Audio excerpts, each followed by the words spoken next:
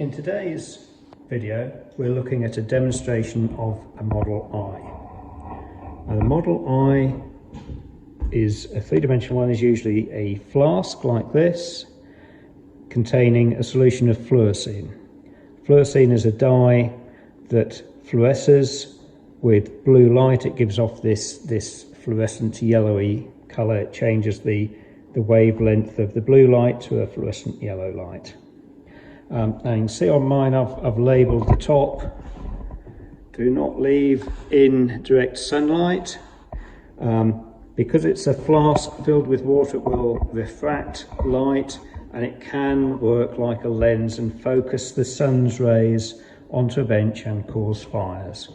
So we keep ours in a cupboard with no light getting to it, and we make sure when we put it out in a lab we don't put it next to a window.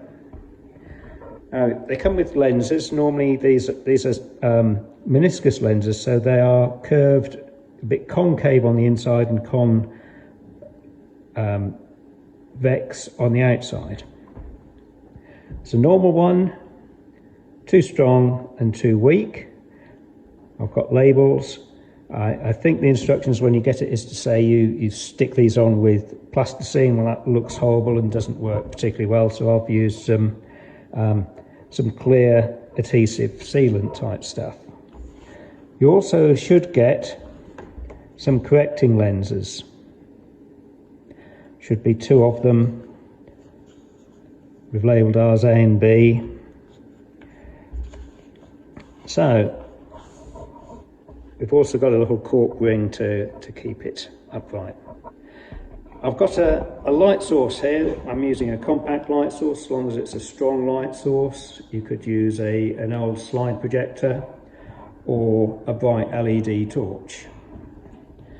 One thing that it doesn't come with is an aperture. You really want to close out most of that light and have an aperture there.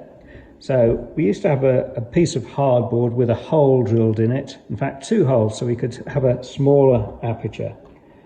But when our stage theatre technician cleared out a lot of the old lighting, he let me look at the old spotlights for bits, for lenses, and I got this nice diaphragm. You can sometimes find them in old overhead projectors as well. So this is like the iris of an eye as well. Right, so now I've shown you that, I'm going to turn the lights out because we can't really see the effects with the lights on.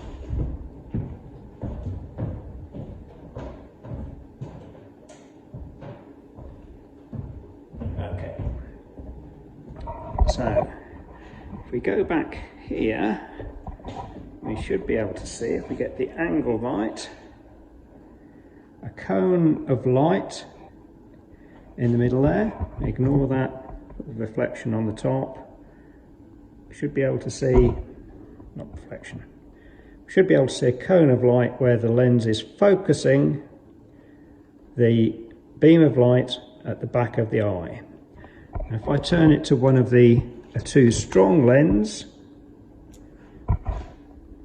you can see it's focusing it very much short of the back of the eye, and that could be corrected,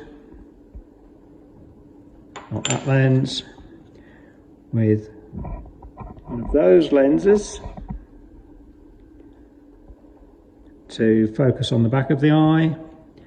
And if we have too weak a lens, try and shield out those, you can see it focuses beyond the back of the eye, and we can use the other lens to correct it, to shorten it back to focus on the back of the eye. And changing the aperture means that we get a smaller cone of light, but that actually increases the depth of field. The more depth of field, the more likely you are to see things in focus. So if you're getting to the same sort of age as me, you might be able to read your book on holiday in the Mediterranean, but when you get home with the house lights on, you need a pair of reading glasses. Okay, one more thing I'm going to show. If we have got here a letter F, and all I've done is use an old video case to make a stand so that I get a letter F and can illuminate it from behind, and open the aperture up a little bit, turn to the normal lens, and if we look through the back of the eye, we should be able to see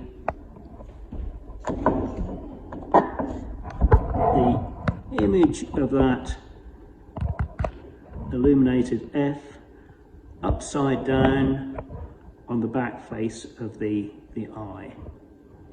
So we actually see an inverted image and our brain corrects it.